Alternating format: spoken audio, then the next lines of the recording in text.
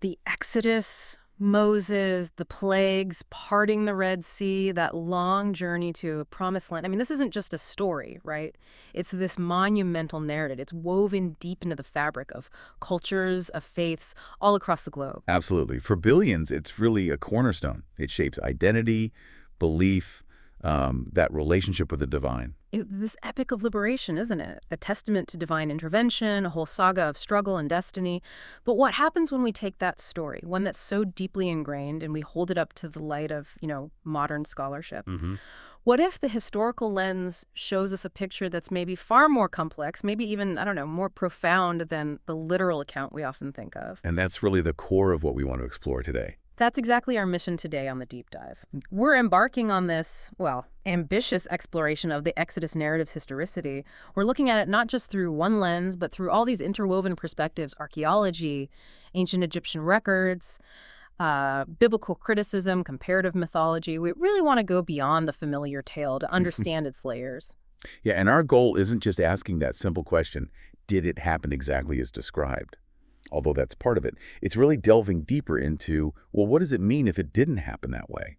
And maybe more importantly, how did such an undeniably powerful narrative come into being in the first place? Right. This deep dive, it's about understanding the very architecture of these foundational stories, how they're put together, how they change over time, and how they so masterfully define a national identity, a purpose, often kind of transcending the need for strict, literal, historical accuracy. We'll be exploring the profound ideological, the theological work this narrative does. So we'll be pulling threads from each of these areas, trying to weave together a comprehensive picture.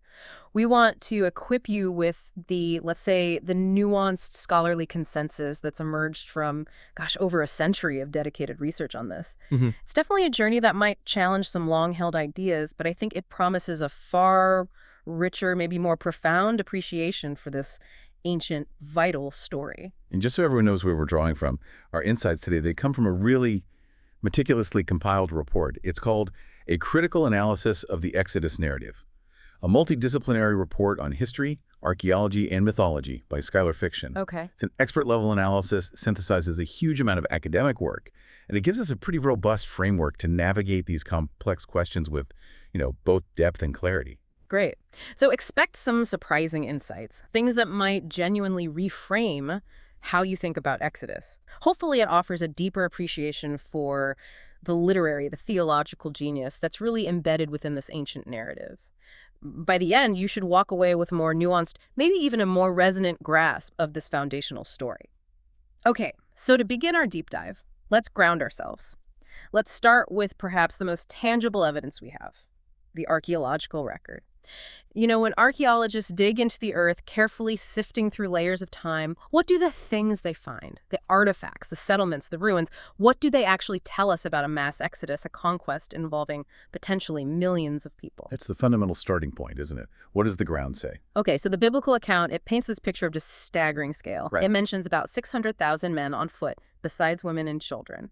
Now, scholars estimate that translates to a total population somewhere between maybe 2.5 million people. It's just enormous. Try to visualize that. 2.5 million people. That's like moving a major modern city, think Houston or Rome, maybe bigger, with all their livestock, all their belongings, across a really challenging, dry desert like the Sinai. And not just for a weekend trip, right? For 40 years. The sheer logistics of just sustaining that many people in such an unforgiving place, let alone moving them, it's almost mind-boggling. You'd need an unbelievable amount of water, food, resources. Exactly. And for archaeologists, a group that large for that long, well, that should translate into a pretty unmistakable footprint in the ground. Indeed, that immense scale is precisely why the archaeological silence is so striking. A population of that size, moving across any landscape, but especially the fragile desert environment of the Sinai, you would absolutely expect it to leave an indelible and easily detectable archaeological footprint. Meaning what, exactly? What would they expect to find? Well, you wouldn't just expect a few scattered bits. We'd anticipate finding countless remnants. Signs of temporary settlements, extensive campsites, definitely hearths for cooking, burial sites, people would have died over 40 years, pottery shards from broken pots, tools, maybe even massive areas for waste, things that get left behind. Right.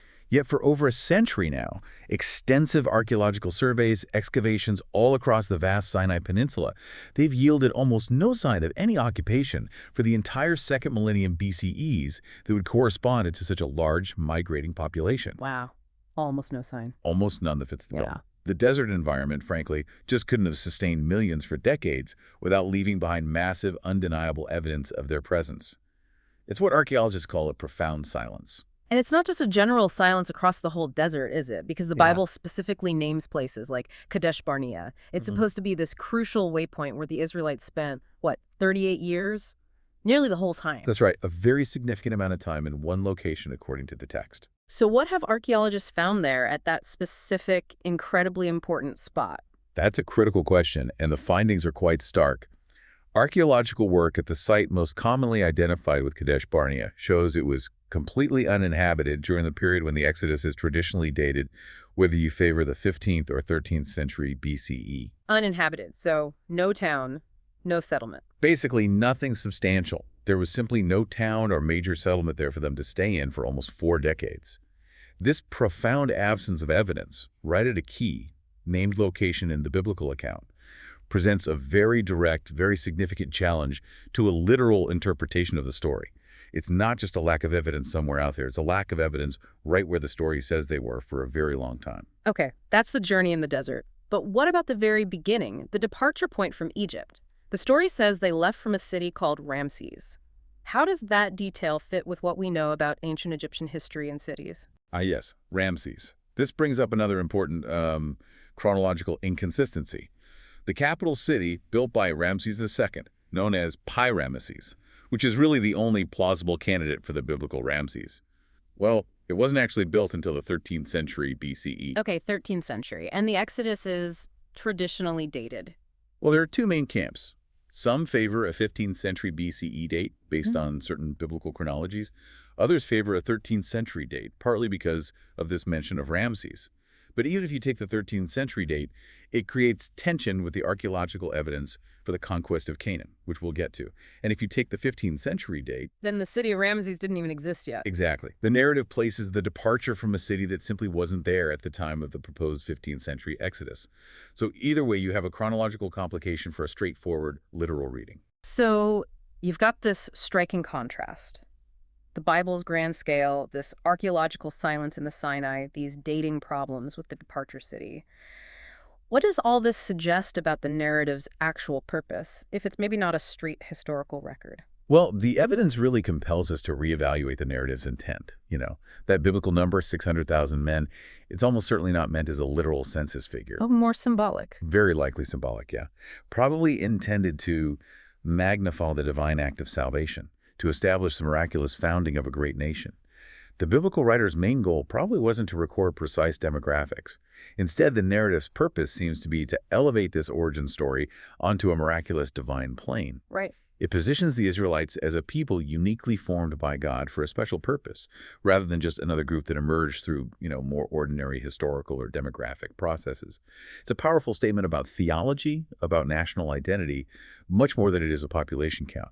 Okay, so beyond the challenging desert journey, the biblical story continues with this dramatic conquest of Canaan. It's a series of, well, the text calls them fantastical victories. Joshua's army, often with divine help, supposedly destroyed numerous fortified cities, clearing the way for the Israelites to settle the land. Now, this is where it gets really compelling when we compare those epic, action-packed stories to what the ground beneath those very cities actually reveals. Yes, the conquest narrative is another major area where archaeology provides a, shall we say, challenging perspective. The mainstream archaeological view, and this is championed by leading figures like Israel Finkelstein, Neil Asher Silberman, William Dever, it's pretty unequivocal. Which is? That there is no archaeological evidence that the Israelites conquered the cities of Canaan on the kind of massive scale described in the book of Joshua. During the late Bronze Age, that's roughly 1550 to 1200 BCE, the period when this conquest is traditionally set, archaeology shows the region was actually sparsely populated. Sparsely populated, okay. And the cities, were they heavily fortified as the Bible suggests? Generally, no. Cities in that period often weren't fortified in the dramatic way the stories depict. And crucially, they show no signs of burning or other sudden destructions across the board that would indicate a widespread, swift military campaign of the type recounted in Joshua. Archaeologically speaking, it looks like a remarkably, well, relatively peaceful landscape for a period supposedly marked by intense warfare and destruction. Okay, let's dive into some specific sites then. Let's focus on the three cities most famously singled out for destruction in the biblical account: Jericho, Ai, and Hazor. These are household names from the stories. What did the excavations actually turn up? Let's start with Jericho, famous falling walls. Right, Jericho. Kathleen Kenyon's really meticulous excavations back in the mid-20th century were groundbreaking. Her findings placed the city's major destruction layer at approximately 1550 BCE. 1550 BCE. How does that fit with the Exodus timelines? It doesn't, really. That date is significantly incompatible with either a 15th century or a 13th century BCE Exodus timeframe. It's just too early. Now, some scholars, often called maximalists, those trying to maximize the Bible's historicity like Bryant Wood, they've attempted to redate that destruction layer to around 1400 BCE based on reinterpreting some ceramic evidence. Okay, 1400 BCE. Does that help? It gets closer to the traditional 15th century Exodus date, but even that redating still leaves a substantial chronological gap between a plausible Exodus and a subsequent conquest that fits the biblical sequence. Basically, the famous walls, archaeologically speaking, weren't falling at the right time for Joshua. Okay. What about Ai, another city whose conquest is vividly described? What did archaeologists find at Tel, the site usually identified as biblical Ai? Ai, or Ed Tel, presents an even clearer picture. The archaeological findings there are quite definitive. The site was completely abandoned before the Late Bronze Age. It was already a ruin, literally a pile of rubble centuries before the Israelites supposedly arrived to conquer it. So there wasn't even a city there to conquer. Exactly. There was no city there at the relevant time. This physical absence leads most scholars to conclude that the story of Ai's conquest is what's called an etiology. An etiology, meaning... It's basically a story created later to explain something that already exists in this case, how a prominent ancient ruin came to be. It's a narrative explaining the ruin, not recording its destruction by Joshua. Fascinating. Okay, then there's Hazor. Now, this one seems a bit more complex because it does show evidence of massive destruction by fire, right? Which, at first glance, might seem to align with the biblical account. Yes, Hazor is often brought up as potentially fitting the narrative, and it does show evidence of a huge fiery destruction.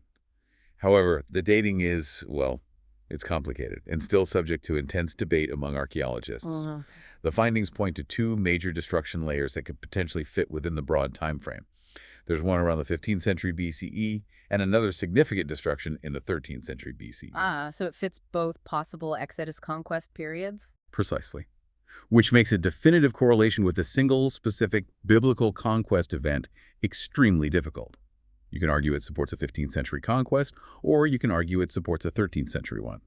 It doesn't offer that clear, unambiguous smoking gun for the single, unified campaign described in Joshua.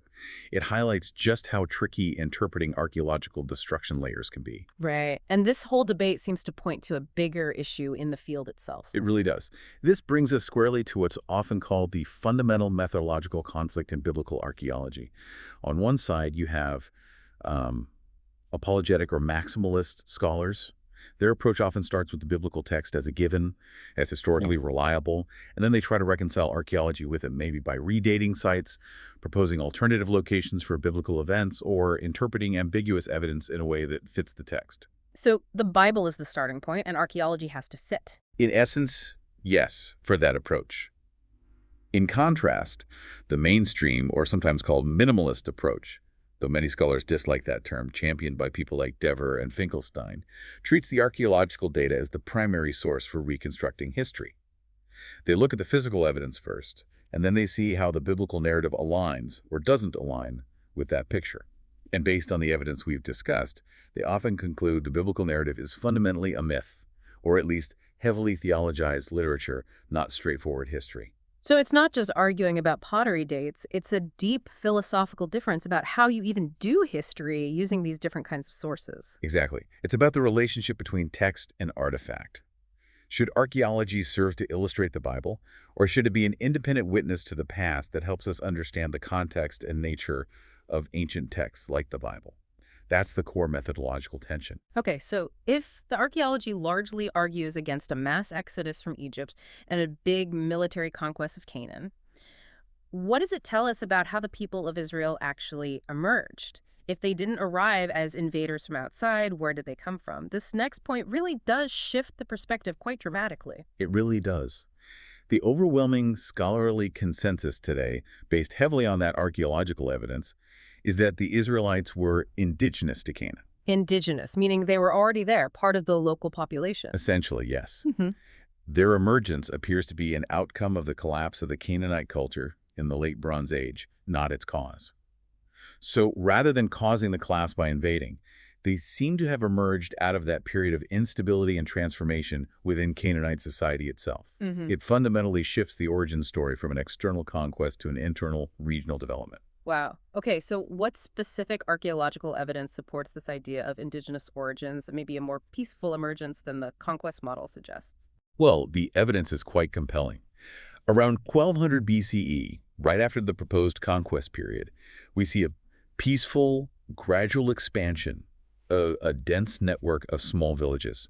We're talking about 250 highland villages in central Canaan. Highland villages. Yes, mostly in the hill country, areas that were previously sparsely populated.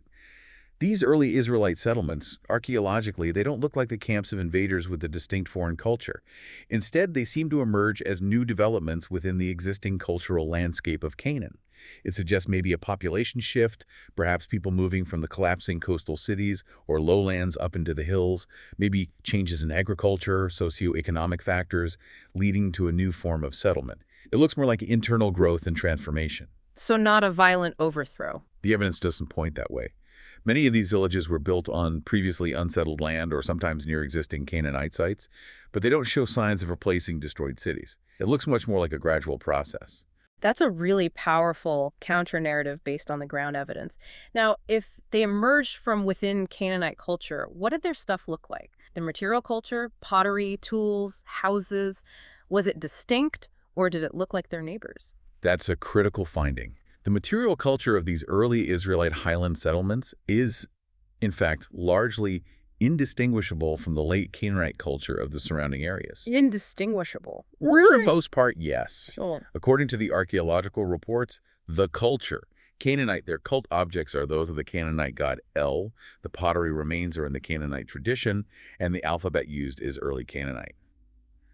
It all points towards a shared cultural heritage and a gradual differentiation, not a sudden arrival of a completely distinct conquering people. And the villages themselves, you said they were small. Yes, and typically unfortified.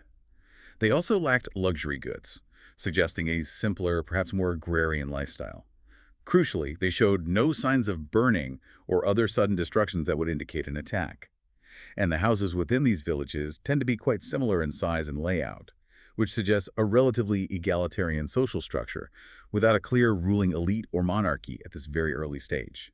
Again, this differs quite a bit from the biblical portrayal of a unified hierarchical kingdom established swiftly by conquest. Okay, so overwhelming cultural similarity with their Canaanite neighbors. But were there any early unique markers, anything that started to set these emerging Israelite settlements apart, even subtly? Maybe a specific cultural practice? Yes, despite all the similarities, there does seem to be one very distinctive cultural trait that appears quite early on.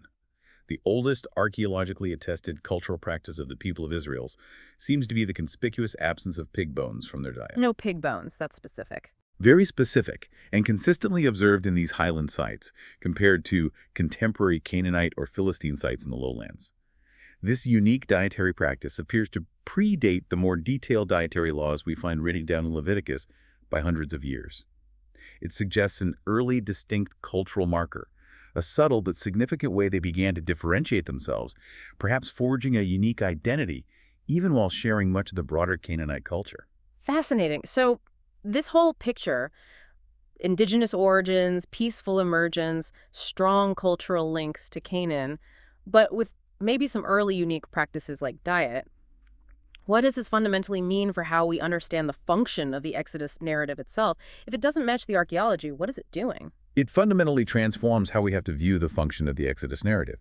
If the earliest Israelites were in fact essentially a subgroup of Canaanites who gradually separated and developed a new identity over time, then the Exodus story cannot be read as a straightforward historical account of a mass migration and conquest. So it must be something else. Exactly.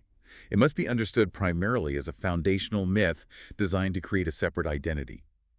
The powerful narrative of a journey from a foreign land, Egypt, a dramatic liberation orchestrated by a specific deity, YHWH, serves to psychologically and theologically distinguish the Israelites from their neighbors.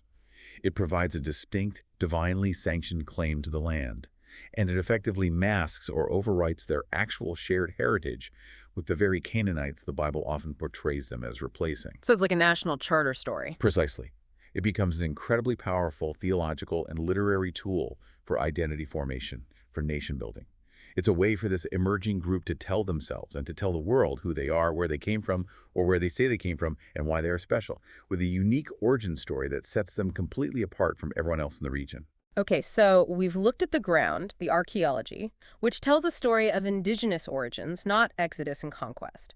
Now let's shift perspective and turn to the ancient scribes and the monumental records of Egypt itself. Egypt was famous for its record keeping, right? Yeah. Covering everything from grain harvests to, importantly, military victories. Very bureaucratic in many ways. So surely, if millions of slaves suddenly left, if a pharaoh's entire army drowned in the Red Sea, a massive national humiliation, a huge military loss, surely the Egyptians would have written something about such a catastrophic event. This apparent silence, it seems puzzling. Let's try and decode that. Well, it's interesting you say puzzling because from an Egyptological perspective, the complete absence of any mention of the Exodus in official Egyptian documents. No plagues recorded, no death of a pharaoh's firstborn son, no loss of the army. It's actually not surprising. In fact, you could say it's expected. Expected? Why would they not record something so huge? Because this silence isn't just an accidental oversight. It's a pretty predictable outcome of their royal ideology, their religious beliefs, and their whole approach to writing history, which was very different from ours. So it wasn't just that no records survived, it's that their entire culture, their scribal system, kind of worked against such a record ever being made in the first place. That's essentially it. Egyptian historical records, especially monumental inscriptions and official annals, were overwhelmingly propagandistic.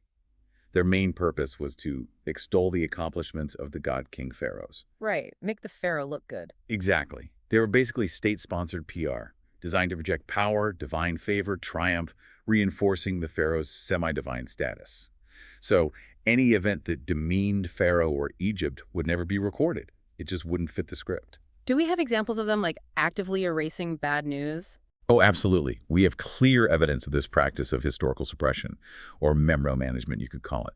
The systematic erasure of names and images from temples and monuments was quite common. Think of the female pharaoh Hatshepsut.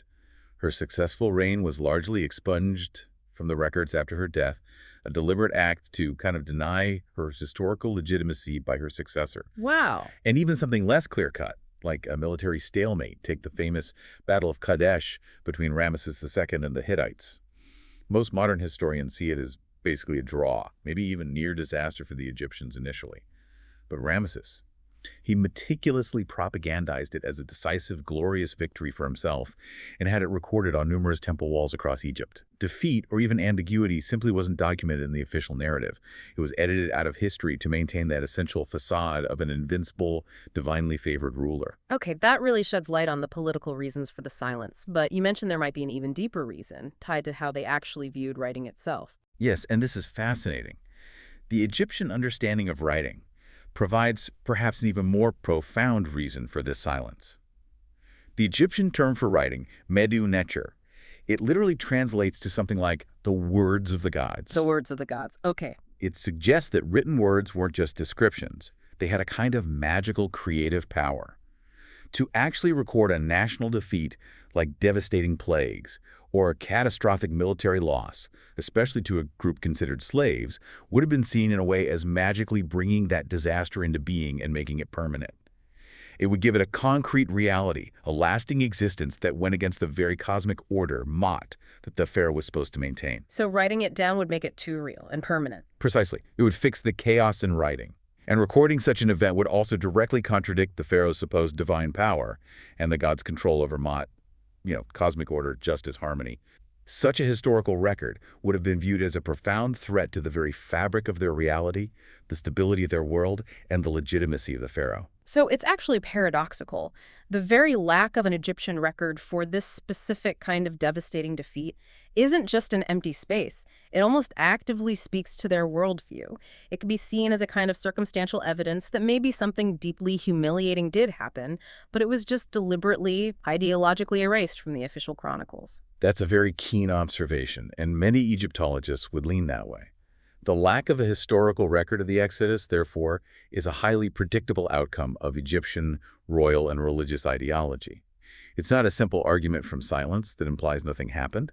It is, paradoxically perhaps, a compelling piece of circumstantial evidence suggesting that if a humiliating event involving Egypt and a group like the Proto-Israelites occurred, it would never, under any circumstances, have been recorded for posterity by the Egyptians themselves. It tells us far more about Egyptian scribal practices and their construction of reality than it necessarily tells us about the non-occurrence of the event. Okay, so while direct mentions of an Exodus event are missing from Egyptian records, for very understandable reasons, as you've explained, there is one incredibly important ancient Egyptian inscription that does mention Israel. I'm talking about the Merneptah stele. This artifact, it seems to provide a crucial, though maybe complex, clue about Israel's earliest verifiable existence outside the Bible itself. Yes, the Merneptah stele is hugely significant in this discussion. It was discovered back in 1896, and it's dated quite precisely to about 1208 BCE. Okay, late 13th century BCE. Exactly. The inscription was commissioned by Pharaoh Merneptah, who was the son and successor of Ramesses the Great. It contains the earliest known, undisputed extra-biblical reference to Israel. The inscription itself, it primarily celebrates Merneptah's military campaigns, mostly in Libya, but also a section about Canaan, listing his victories over various peoples and cities there. And among that list of subdued entities, it famously states, Israel is laid waste, his seed is no more. Israel is laid waste, his seed is no more. That's a pretty dramatic line. But I understand the specific way Israel is written on the stele, the hieroglyphs used, is absolutely key to understanding its significance. It's not just the name itself. That's the critical linguistic detail, yes. What do those specific hieroglyphs tell us about the nature of this Israel that Merneptah encountered around 1208 BCE? Crucially, the hieroglyphs used for Israel on the stele employ a specific determinative sign. A determinative, what's that? It's a sign added to a word in hieroglyphs that classifies what kind of word it is, like city, god, person, foreign land. The determinative used for Israel here signifies a people group, or perhaps a tribal, possibly nomadic entity. It's represented by symbols like a throw stick, a sitting man, a sitting woman, and a plural marker. Okay, so people group, how does that compare to other names on the stele? It's in stark contrast to the determinatives used for actual cities or established territories mentioned right alongside Israel in the same inscription, places like Gezer, Ashkelon, Yanoam. Those use a determinative signifying a fortified city-state or a foreign land, often depicted with symbols like a throw stick and three mountains, representing foreign territory, or a walled enclosure. This distinction isn't accidental. It reflects a deliberate classification by the Egyptian scribes based on what they understood Israel to be at that time. So this specific classification of Israel as a people group rather than an established city or kingdom, that seems to have profound implications for the biblical narrative, which would suggest a unified Israel had already conquered numerous cities by this time. It absolutely does. The stele's characterization of Israel as essentially a non-state, perhaps rural or tribal people, directly refutes the biblical account that they had already conquered numerous cities and were established as a unified kingdom by this time. End quote. If the Joshua conquest narrative were historically accurate in a literal sense for this period, and Israel had indeed conquered much of Canaan and established itself in fortified cities, then the Egyptian scribes, who were usually quite precise about these things, would likely have used the determinative for a city-state or a territory, like they did for Ashkelon and Gezer. But they didn't. They didn't. Instead, this evidence aligns perfectly with the archaeological consensus we discussed earlier, the picture of Israel's indigenous gradual emergence in the highlands.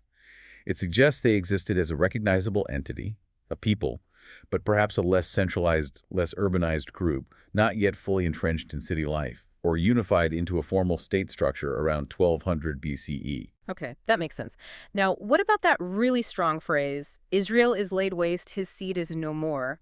I mean, that sounds utterly definitive, like total annihilation. Does that mean Israel was actually destroyed by Merneptah and wiped off the map? Or is there maybe a different way to read that kind of language? Not at all. This doesn't mean they were wiped out. That phrase, laid waste, seed is no more, is a classic example of formulaic, hyperbolic language expressing total victory. It's very common in ancient Near Eastern royal inscriptions, not just Egyptian ones. So standard boasting, basically. Pretty much standard royal boasting, yes. Mm. It's designed to magnify the pharaoh's power and claim absolute dominance over his enemies. We know for a fact that Israel clearly survived this supposed annihilation because they continue to appear in historical records and develop as a people and eventually a kingdom. This demonstrates that ancient texts, whether they're Egyptian victory stelae or, importantly, biblical narratives, often used exaggerated formulaic language. The intent was often to convey a decisive theological or political victory, asserting divine favor or national dominance, rather than providing a strictly literal, factual account of a military campaign's outcome. And understanding that kind of hyperbolic style in Egyptian text helps us maybe read the Bible differently, too. Exactly.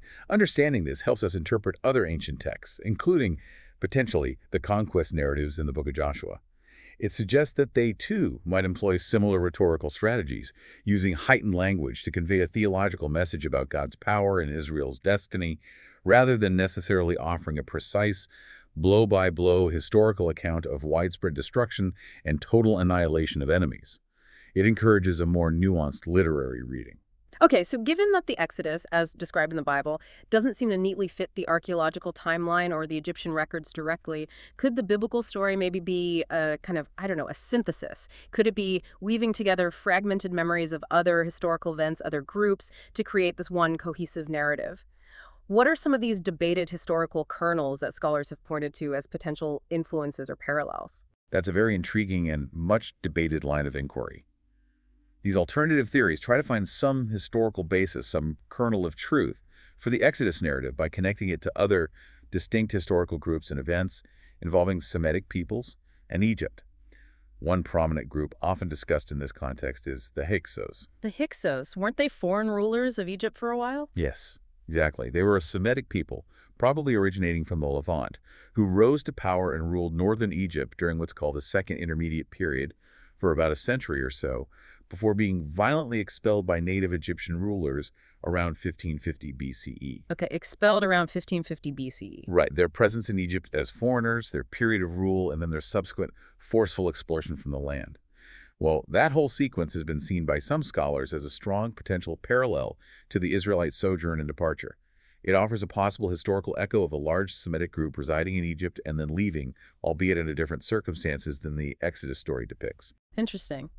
And what about another group I've heard mentioned, the Habiru, or sometimes Apiru? They seem a bit more mysterious. Yes, the Habiru or Apiru are fascinating because they weren't really an ethnic group in the way we think of it. The term appears in texts across the ancient Near East for centuries, from Mesopotamia to Egypt to Canaan during the second millennium BCE.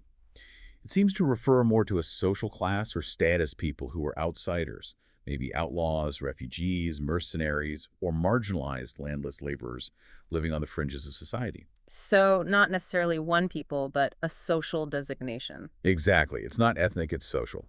What's particularly significant for our discussion is that some Egyptian texts, notably one called Papyrus Leiden the 348, explicitly connect people designated as Apiru to forced labor, specifically to the building projects of Ramesses II, including the construction of his capital city, Pi-Ramesses. Ah, the very city mentioned in Exodus. Precisely. This offers a really compelling potential historical echo of the forced labor aspect of the Exodus story. It suggests a historical memory, perhaps, of Semitic-speaking peoples being conscripted for major state-building projects by powerful pharaohs like Ramesses II. That's a striking parallel. Now, there's even an ancient Egyptian historian, much later, Manetho, from the 3rd century BCE. His work is mostly lost, but parts are preserved by the Jewish historian Josephus. And Manetho tells a rather strange story about an expulsion from Egypt. What does his account suggest? Manetho's account is truly fascinating, mainly because it seems to deliberately, or maybe confusedly, blend different historical traditions together. Writing centuries after the events, Manetho describes a group he calls lepers and other impure people being quarantined in Egypt. They are led by a renegade Egyptian priest named Osarseph, who significantly changes his name to Moses. Osarseph becomes Moses. Okay, yes. And this Osarseph Moses then allies himself with, guess who? The descendants of the Hyksos, who he says are living in Jerusalem. This combined force then supposedly takes over Egypt for a time before eventually being driven out by the pharaoh and his son. Wow, that's quite a mashup. It really is. What's crucial here is that this narrative seems to anachronistically blend elements from very different historical periods. It mixes the Hyksos expulsion, which happened way back around 1550 BCE, fitting a possible early Exodus timeline, with echoes perhaps of the religious revolution of Akhenaten around 1350 BCE. The Akhenaten's monotheistic reforms were later seen as heretical, and Manetho connects Moses with Akhenaten's city. It strongly suggests Manetho's account isn't a direct historical record, but rather a distillation of various, somewhat garbled cultural memories about Semitic groups in Egypt, their troubled relations, religious dissent, and eventual departures, all filtered through centuries of retelling and maybe some anti-Jewish polemic as well. So, looking at these different historical kernels, the Hyksos expulsion, the Habiru laborers, Manetho's blended account, they're all suggestive, but they're also quite varied, sometimes conflicting, and none seems to match the Exodus story exactly. What does this suggest about the Exodus narrative itself? Is it pointing to one singular past event or something maybe more constructed? I think the varying, often imprecise, and sometimes conflicting nature of these parallels strongly suggests that the biblical Exodus narrative is likely a synthesis of disparate traditions rather than a direct, straightforward record of one single historical event. A composite story. Exactly. If the Exodus story were a direct historical memory of one specific event, you expect these potential parallels to align much more neatly in terms of time, details, and the identity of the group involved, but they don't. Instead, the biblical narrative seems to be a late literary construction. It appears to draw inspiration, perhaps unconsciously, from various fragmented historical memories of Semitic groups in Egypt, memories of presence, of forced labor, of conflict, of expulsion, and creatively weaves them together to fashion a single, unified, powerful origin story for the people of Israel. It retroactively places this specific group, the Israelites, at the center of events that might have actually happened at different times, perhaps to different but related Semitic groups. And in doing so, it provides a uniquely powerful and singular origin story tailored to their specific national and theological identity. It's a masterful act of narrative weaving, taking disparate threads and creating a cohesive foundational tapestry. Okay, so we've looked outward at the ground through archaeology and at Egypt through its records. Now let's turn our gaze inward to the biblical text itself. Specifically, we're focusing on the Pentateuch, those first 5 books: Genesis, Exodus, Leviticus, Numbers, Deuteronomy, the Torah. What does the internal literary structure, the way these books are put together, reveal about their origins, who wrote them, and maybe their ultimate purpose? This is where we get into the fascinating insights from biblical criticism. Yes, looking closely at the text itself opens up a whole different layer of understanding. And one of the absolute cornerstones of modern biblical scholarship for well over a century, though it continues to be debated and refined, is the documentary hypothesis, often just called the DH. The documentary hypothesis, Yeah. right, what does it propose? In its classic form, it revolutionized how we understand the Pentateuch's formation. It posits that these first 5 books were not written by a single author, traditionally believed to be Moses, writing it all down during the Exodus journey. Instead, the DH suggests they were actually compiled from 4 originally independent documents, written over several centuries, each with its own distinctive style, vocabulary, and theological perspective. 4 different sources woven together. That's the idea. These sources are commonly referred to by letters. Yeah. The Yahwist source, J, the Elahist source, E, the Deuteronomist source, D, and the priestly source, P. Okay, J, E, D, and P. That's a truly significant claim, obviously challenging centuries of tradition about Mosaic authorship. How do scholars even begin to distinguish between these different voices or layers within the text? What are the clues they look for? Well, they're primarily distinguished by several key markers that appear consistently throughout the Pentateuch. One of the most famous is the use of different names for God, especially in Genesis. For instance, the J source tends to use the personal name YHWH, often translated as Yahweh or Jehovah right from the start. The E source, on the other hand, tends to use the more generic term Elohim for God, until the divine name YHWH is revealed to Moses in Exodus. So different names for God is one clue. What else? There are also significant stylistic differences in the writing itself. Each source seems to have its own characteristic vocabulary, preferred narrative techniques, and general literary feel. Another huge indicator is the presence of what scholars call doublets, or sometimes triplets. These are repeated stories. Like the same story told twice. Exactly, often right near each other, but with slightly different details, maybe a different emphasis or even contradictions. Think of the 2 different creation accounts in Genesis 1 and 2, or the multiple versions of the covenant with Abraham, or the story of Abraham passing his wife Sarah off as his sister, which appears 3 times with variations. Ah, okay. I see how that points to different versions being combined. Precisely. And finally, each source seems to reflect distinct theological viewpoints and concerns. P, for example, is heavily focused on priestly matters, ritual, purity laws, genealogies. D is very focused on covenant loyalty, centralization of worship in Jerusalem, and has a very distinct rhetorical style found mainly in Deuteronomy. These different theological fingerprints are quite revealing. Okay, that makes sense. Now, these sources, J, E, D, P, they're proposed to be quite late in their composition, right? Like centuries after the Exodus events they sometimes describe, which would obviously mean Moses couldn't have written them as a direct eyewitness. Indeed, that's a key part of the hypothesis. The documentary hypothesis generally dates the composition of these sources well after the supposed time of the Exodus. Typical dating, though always debated, might place J around the 10th or 9th century BCE, perhaps in the southern kingdom of Judah. E might be slightly later, maybe 9th or 8th century, perhaps from the northern kingdom of Israel. D is strongly associated with the reforms of King Josiah in the 7th century BCE. And P is usually seen as the latest, perhaps compiled during or after the Babylonian exile, maybe in the 6th or 5th century BCE. So spanning centuries. A very long process. And the final compilation and editing of the Pentateuch as we have it now, weaving all these sources together, is believed by many to have occurred even later, possibly under the guidance of figures like Ezra in the Persian period, maybe the 5th or 4th century BCE. Wow, so this idea of a late compilation, multiple authors over a long time, that helps explain some of those well-known internal inconsistencies or, let's say, bumps in the text, doesn't it? Things that might seem like errors if you assume a single author writing it all at once suddenly make more sense within this framework. Precisely. The DH model elegantly explains many internal discrepancies that have puzzled readers for ages. Like we mentioned, the 2 different creation stories, Genesis 1 and 2, they have different styles, different orders of creation, different names for God.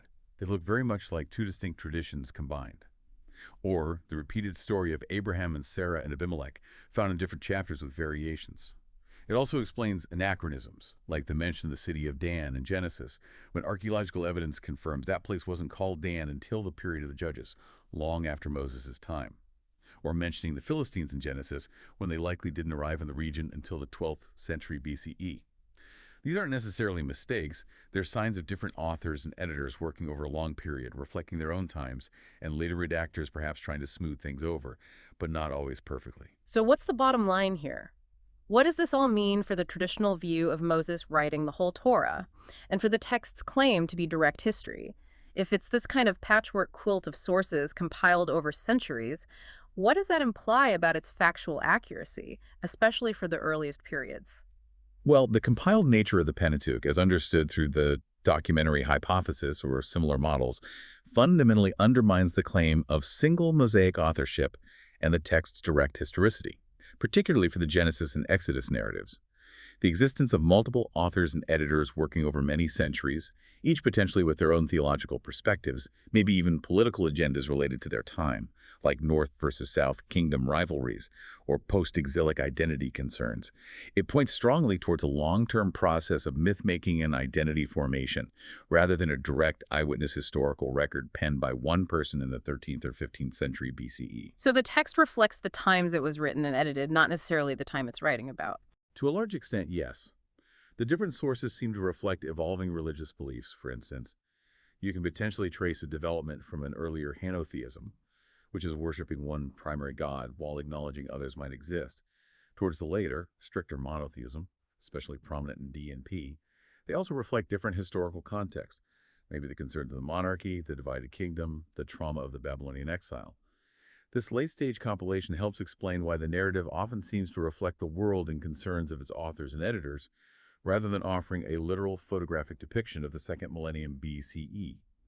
It positions the text primarily as a profound literary and theological document, shaped by history, rather than as a straightforward historical chronicle itself. Okay, so beyond the authorship and the compilation process, the Exodus narrative also seems to have played a really crucial role in the theological development of Israel's religion itself. Specifically, the very concept of God, YHWH, seems to have, well, evolved over time within these texts and the history they reflect, ultimately becoming the singular universal deity many understand today. This really highlights how the narrative wasn't just recording history, but actively shaping theology. Absolutely. This raises a really important and fascinating question about the origin and the evolution of the Israelite deity YHWH. Some influential scholars, like Thomas Römer, for instance, argue quite persuasively that Israel, in a sense, invented God, meaning the specific concept of the singular, universal God of monotheism, through a complex, centuries-long process. Invented God. How so? Well, the idea is that the deity known as YHWH may not have started out as the supreme, universal creator God. Early scholarship, based on textual clues and comparative evidence, suggests YHWH might have originated as a more localized, perhaps tribal deity, maybe a god associated with mountains, storms, or warfare, possibly connected to groups in the southern regions like Midianites or Shasu nomads mentioned in Egyptian texts. So, starting smaller, more regional. Potentially, yes. Furthermore, there's considerable evidence, both archaeological and textual, suggesting that the early Israelites, emerging from their Canaanite background, may have initially worshipped the high god of the Canaanite pantheon, El. YHWH might have emerged later, perhaps introduced by a specific group, maybe merging with El, or eventually supplanting El as the primary national god of Israel. It seems to have been a complex process, not a sudden revelation of full-blown monotheism from day one. That's a really profound transformation for a deity's identity. Now, you mentioned the Babylonian exile earlier in the context of the Pentateuch's final editing. Did that event, that period of intense national crisis, play a role in this theological transformation as well? It seems like a moment that would force people to rethink everything, including their God. Absolutely. The Babylonian exile, starting around 598 BCE, was almost certainly a pivotal watershed moment in this theological evolution. It was a national catastrophe, the destruction of Jerusalem, the temple, the end of the Davidic monarchy, deportation. It prompted a deep existential crisis. How could our God let this happen? Exactly. If YHWH was powerful, if he was Israel's protector, how could this devastation occur? And it seems it was during this period of profound upheaval, grappling with this question, that YHWH's power was dramatically reimagined and asserted as truly universal. The theological answer that emerged, particularly strong in texts like 2nd Isaiah, was that YHWH wasn't just the God of Israel confined to its land. No, YHWH was the God of all history, all nations. He could even use foreign empires like Babylon as instruments to punish and ultimately redeem Israel. This experience, this theological wrestling, seemed to have solidified a truly monotheistic understanding YHWH is the one and only God, sovereign over the entire cosmos and all human events. Wow. So the Exodus narrative, even though it was likely written down or compiled in its final form after this universal concept of YHWH had developed, it became this incredibly powerful tool, almost like a retrofitting of history, to plant that idea of YHWH's absolute supremacy right at the very beginning of Israel's story, to make it seem like it was always that way. Precisely. That's a great way to put it. The Exodus narrative, particularly as shaped by later editors like the priestly source, functions as a retrofitting of history designed to legitimize youth supremacy and establish this new religious orthodoxy for the nation's inception. If the exclusive worship of YHWH and especially strict monotheism were actually later developments solidified during the monarchy and particularly the exile, then the Exodus narrative serves brilliantly to retroactively place you at the absolute center of Israel's origins as a distinct people. Making him the sole agent of creation and liberation. Exactly. The story makes YHWH the sole liberator from Egypt, the sole lawgiver at Sinai, establishing a direct covenant with him alone. This provides a powerful, divine, foundational basis for the monolatrous, worshipping only YHWH while maybe not explicitly denying other gods, and later strictly monotheistic reforms advocated by prophets and priests. It becomes an invaluable theological justification for a new, singular Israelite identity, rooted exclusively in this unique covenant with one all-powerful, universal God. It was a critical tool for religious reformers, for the priesthood reshaping Judaism after the exile, and for people desperately trying to maintain their identity and faith in the face of catastrophe and foreign domination. It's a remarkable testament to the power of narrative to shape belief and solidify identity across centuries. Okay, we've journeyed through archaeology, Egyptian records, biblical criticism, all pointing towards a picture of the Exodus narrative that's maybe not literal history, but something else, something constructed over time for profound reasons. So how should we truly understand it then? Let's look at it now through the lens of comparative mythology, recognizing its incredible cultural and literary power. If it's not strictly historical, what is it? Let's unpack this concept of Exodus as myth. Right. Shifting the lens to mythology and narrative patterns can be really illuminating. And one really intriguing element when you start looking comparatively is how key parts of the Exodus story fit snugly within universal narrative archetypes, story patterns found across many different cultures and civilizations, often completely independently. Take, for instance, the iconic story of Moses' birth. The baby in the basket on the Nile. Exactly. Placed in a reed basket, sealed, set adrift on the Nile River to escape certain death decreed by a tyrannical ruler, Pharaoh. This specific motif, the endangered hero child, the basket, the river, the rescue, it's actually a remarkably common universal narrative pattern. Universal. You mean, we find similar stories in other ancient cultures, completely unrelated to the Bible. It's a recurring theme, like an archetype. Precisely. It's a well-recognized folkloric motif. For instance, one of the oldest examples comes from ancient Mesopotamia, the legend of Sargon of Akkad, a great king who lived way back in the 23rd century BCE.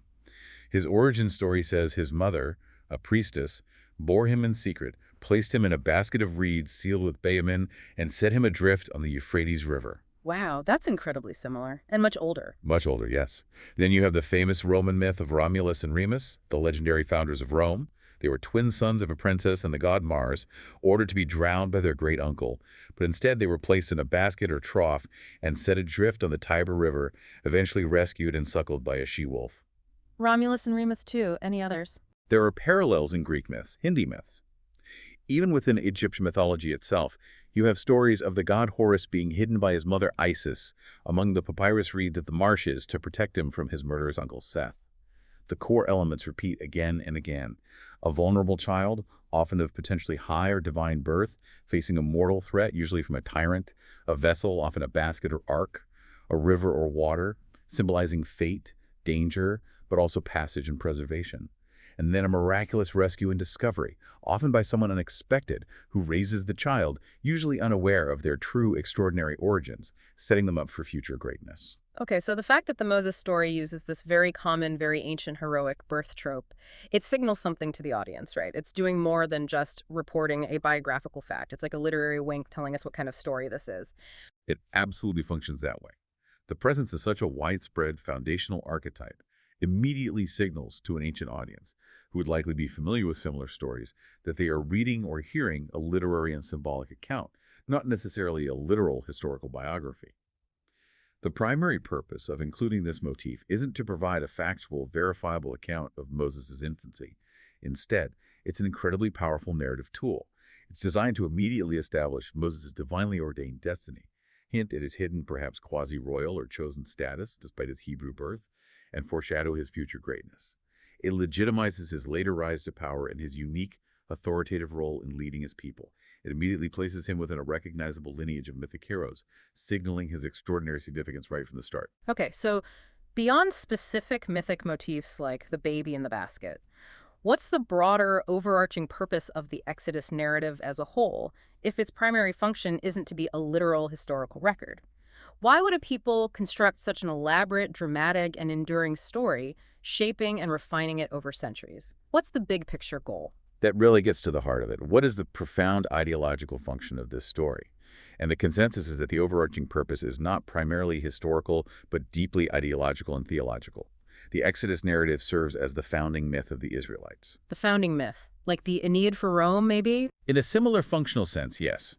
It's the story that serves fundamentally to distinguish between themselves and other Levantine Canaanites among whom they actually lived, and from whom, as archaeology suggests, they largely emerged.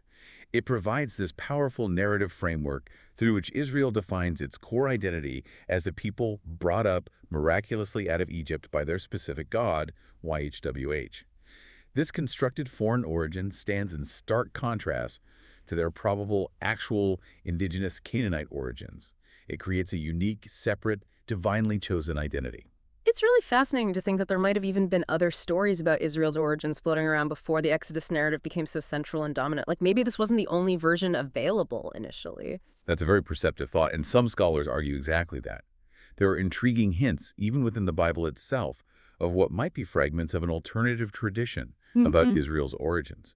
For instance, some passages seem to speak of Israel being found in the wilderness, or emerging from the land itself, which might suggest the Exodus story wasn't the only account of origins circulating early on, or perhaps not even the original one universally accepted. But it became the story. It became this story. It was clearly the one that was chosen, emphasized, elaborated upon, and meticulously shaped over centuries, because it served a very specific and incredibly powerful purpose: forging national identity and providing theological legitimation for their claims and practices.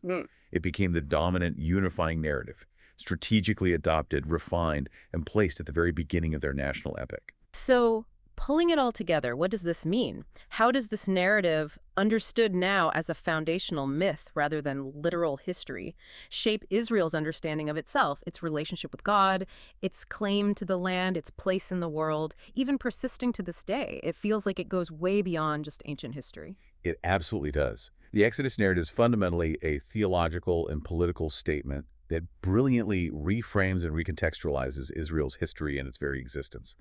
The story provides a single, compelling, divinely backed answer to the most fundamental questions any nation asks. Who are we? Where do we really come from? Why are we here? Why do we have this specific land? And the Exodus provides the answer. It provides the definitive, canonical answer.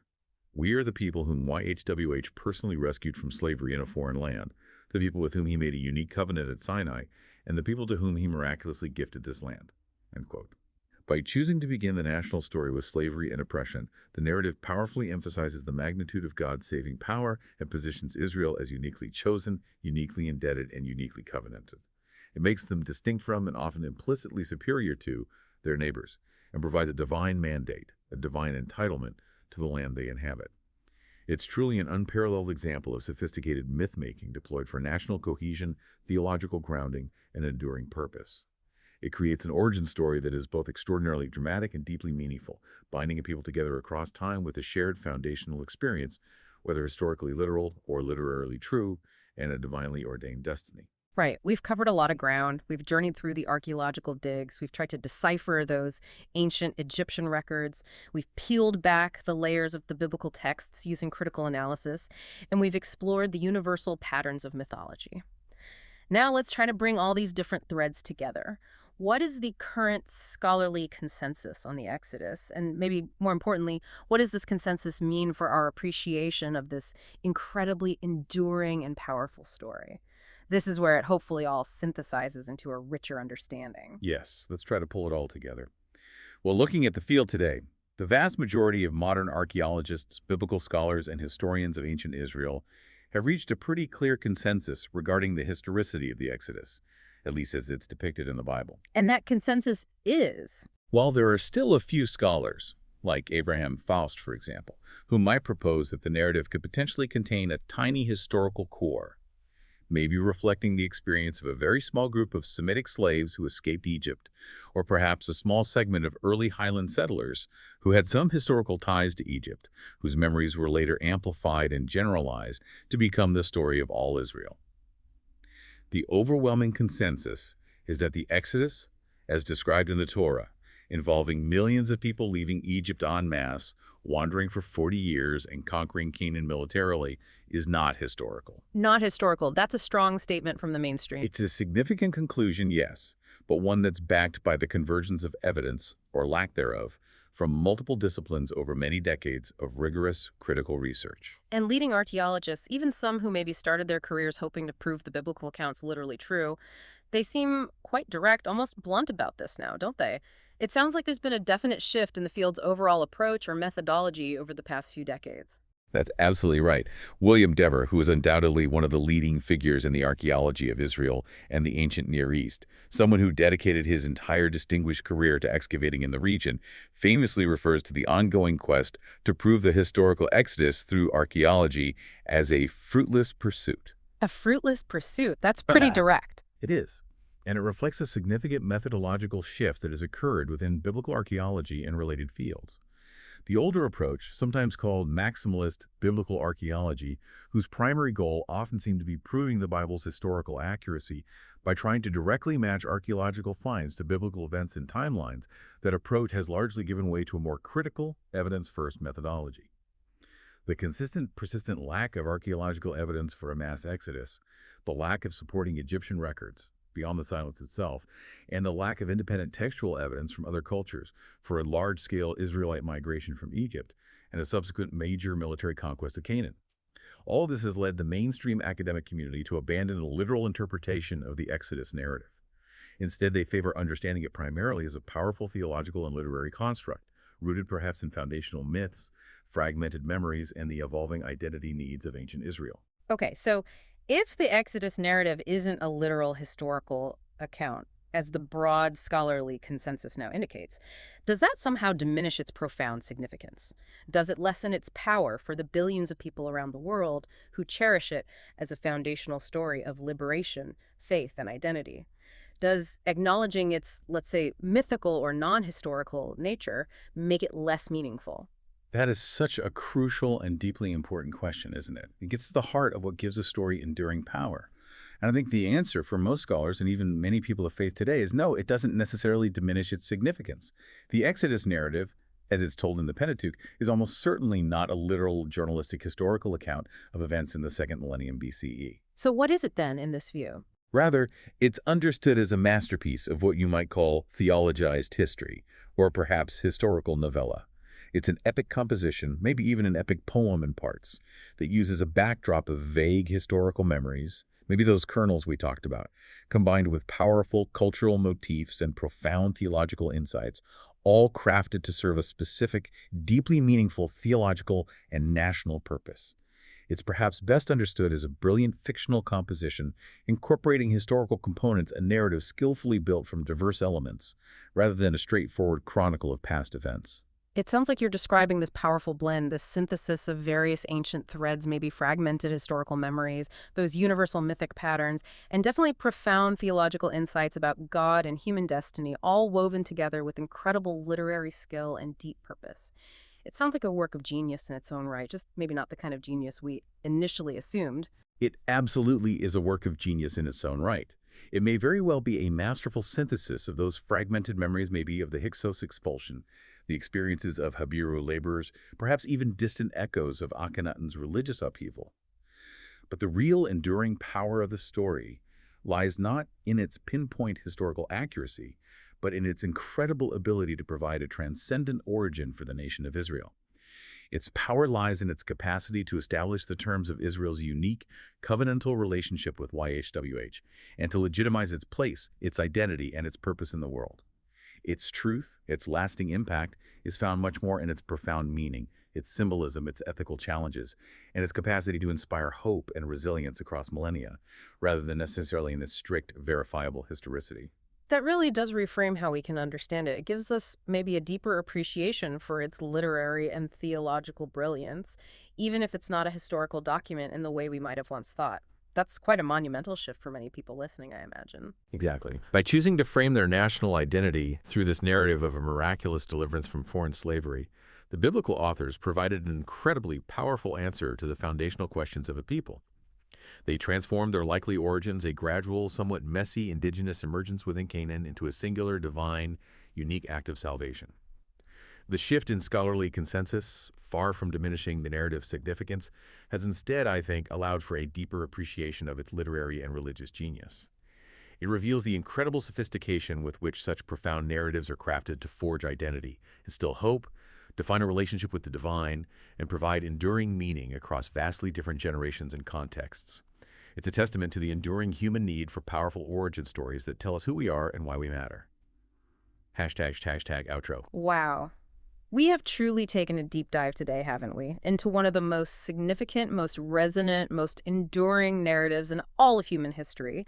We've seen how archaeology struggles to find that expected footprint for a mass exodus or a widespread conquest, pointing instead towards Israel's indigenous Canaanite origins. We've explored why ancient Egyptian records would likely be silent on such a defeat, and how the one mention we do have, the Merneptah stele, actually seems to reinforce a different picture of early Israel as a people group, not a conquering kingdom. Right. We've dug into biblical criticism, seeing how the Pentateuch itself appears to be a later compiled text, reflecting multiple voices and evolving beliefs, central to shaping the identity of both YHWH and Israel over centuries. A complex tapestry. And finally, we've touched on how universal mythic patterns, like the hero's birth story, contribute to a narrative's profound theological power and its identity-forming purpose. This whole exploration, I really think it gives us a far richer, more complex way to engage with this incredibly important ancient story. And perhaps if we connect this to the bigger picture, understanding the Exodus as a foundational myth, a theological masterpiece, rather than demanding it adheres to our modern standards of literal historical accuracy, it doesn't have to diminish its power at all. Instead, maybe it invites us to consider how all nations, all cultures, all groups, even individuals craft their origin stories. What a great point. Think about it. What do we choose to remember from our past? What do we choose to emphasize? What gets left out? And how do those stories we tell ourselves, whether they're literally factual in every detail or more symbolic and archetypal, how do they continue to shape our identity, our values, our purpose, our destiny, right here, right now? It raises a really important question for all of us, I think. What are the myths, the foundational stories, both personal and collective, that shape your understanding of who you are and your purpose in the world today? How do the narratives you live by define your reality? That is a truly powerful and thought-provoking idea to leave everyone with. One that goes way beyond just ancient history and touches on our own lives, our own societies right now.